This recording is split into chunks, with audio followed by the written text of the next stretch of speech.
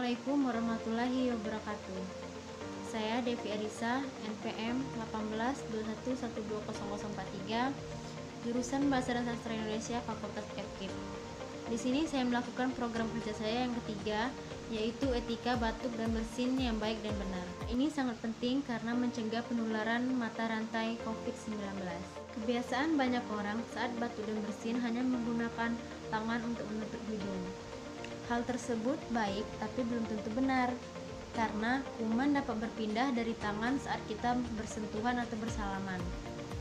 Lalu kemudian bagaimana cara etika batuk dan bersin yang benar? Langkah pertama, ambil tisu, tutup mulut dan hidung menggunakan tisu, atau gunakan lengan baju bagian dalam saat kamu batuk dan bersin.